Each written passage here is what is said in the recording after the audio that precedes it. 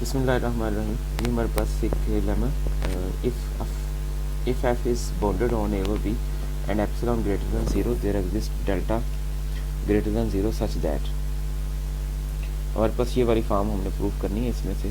और उस सूरत में जब हमारे पास जो पार्टीशन है वो बहुत ही यानी इंटरवल्स बहुत छोटे होंगे। तो इस सिस्टम में जो हम पहला सिस्टम लेके चलते हैं, इसमें जो फर्स्ट इनइक्वालिटी है ये वाली, ये तो अंडरस्टूड है कि हमारे पास हमेशा जो अपर सम है वो बड़ा होता है और अपर इंटीग्रल जो है वो छोटा होता है। तो अब ये जो इनइक्वालिटी है उससे आगे वाली, उसको हमें प्रूव करने की ज़रूरत है। तो इसके लिए first inequality follows immediately from the definition of the Riemann upper integral. और अब दूसरी तरफ आते हैं, उसके बाद हम सेकंड जो इनइक्वालिटी है उसको इस्टेब्लिश करेंगे। और उसमें जो हमारे पास suppose that f of x mod is less than k if a is less than b less or equal to x less than, यानी उस इंटरवल में एक्स कोई भी वैल्यू ले और उसके ऊपर हम पार्टीशन डिफाइन करें। पार्टीशन डिफाइन कर लिया हमने पी नॉट। और इससे पहले काफ़ी दफ़ा इस चीज़ पे बात हो चुकी है कि हमारे पास जो अपर इंटीग्रल होता है बेसिकली वो है इन्फीमम ऑफ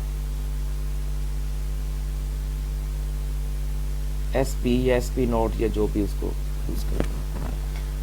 तो इन्फीमम की डेफिनेशन ये काफ़ी दफ़ा इन्हीं लेक्चर में ये बात हो चुकी है कि अगर हमारे पास m जो है स्मॉल m वो इन्फीमम हो किसी भी सेट s का, तो फिर m plus epsilon is greater then at least one element of s। तो उसी हिसाब से फिर हम ये वाली फॉर्म जो है इसको हम अडॉप्ट कर लेंगे कि इन्फीमम में हम ऐड करेंगे एप्सिलॉन या एप्सिलॉन बाई 2 और वो ग्रेटर हो जाएगा उस सिस्टम से जिसकी हमने इन्फीमम ली हुई है, उसमें से किसी एक पार्टिकल से, लेकिन यहाँ पे वो अपर सम के तौर पे आ रहा है क्योंकि जैसे हम पार्टीशन चेंज करेंगे तो उसका जो अपर सम है वो चेंज होगा। अब उनमें किसी एक अपर सम से वो लेस हो जाएगा, सॉरी अपर सम लेस हो जाएगा किससे, इन्फीमम। ये हमारे पास इन्फीमम है और प्लस एप्सिलॉन या epsilon by 2 is greater than some element of S asterisk. उसी को मैंने यहाँ पे दोबारा से लेवल। अब इसी तरह से हम पी डैश एक रिफाइनमेंट बनाएंगे। रिफाइनमेंट वो पी की भी हो सकती है और पी एंड पी डैश दोनों की, पी एंड पी ज़ीरो दोनों की रिफाइनमेंट है। और हम इसमें ये बात भी लास्ट टाइम हम कंस्ट्रक्ट कर चुके हैं कि जिसमें रिफाइनमेंट वाला अपर सम जो है वो छोटा होता है आम पार्टीशन के अपर सम से। और P dash since P dash is obtained by adding at most R point. और हम रिफाइनमेंट बनाते ही ऐसे कि किसी पार्टीशन में कुछ पॉइंट्स ऐड कर दें और उनसे हमारे पास रिफाइनमेंट बन जाती है। उसकी नई जो पार्टीशन बनती है पॉइंट ऐड करने के बाद जो नई बनती है वो रिफाइनमेंट कहलाती है। और इससे पहले हम एक ये भी रिजल्ट जो है वो कंस्ट्रक्ट कर चुके हैं। और इस कंस्ट्रक्शन से हमारे पास क्या बन जाएगा, एस पी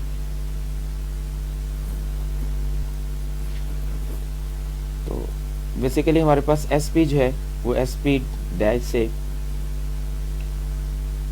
लेस आएगा और प्लस 2kr और उसका जो नॉर्म है या मैश या नॉर्म कह लो उसको, वो उस फॉर्म में आ जाएगा। और उसमें अगर हम पी नॉट भी कर देंगे तो भी हमारे पास आंसर वही रहेगा क्योंकि यहाँ पर जो पी डैश है एस पी नॉट वो बेसिकली बड़ा है एस पी डैश से, क्योंकि एस पी डैश रिफाइनमेंट है पी नॉट की। तो ये रिलेशन फिर इस तरह से बन जाए। और इसमें अब हम ये फॉर्म तो बन गई और यहाँ तक तो हमारा रिजल्ट है, लेकिन जो उससे आगे वाली फॉर्म है वो भी अगर इंतहाई स्मॉल नंबर होगा तो फिर ही हमारे पास ये रिजल्ट वैलिड है, वरना ये रिजल्ट वैलिड नहीं है। यानी यहाँ पे एप्सिलॉन बाई 2 है और साथ में अगर प्लस एप्सिलॉन बाई 2 हो जाएगा तो ये मिलके एप्सिलॉन हो जाएगा और 2kr पी नॉर्म। अब पी नॉर्म की जगह पे हम ऐसी वैल्यू लाएं जिसकी वजह से हमारा आंसर एप्सिलॉन बाई 2 आ जाए। तो उसकी जगह पर हम क्या आंसर लाएंगे, पी, उसको हम डेल्टा के इक्वल क्या देते हैं, तो डेल्टा किसके इक्वल आ जाएगा, एप्सिलॉन ओवर 4kr। अब इसमें अगर बटे में फ्रैक्शन में हम 4kr करते हैं,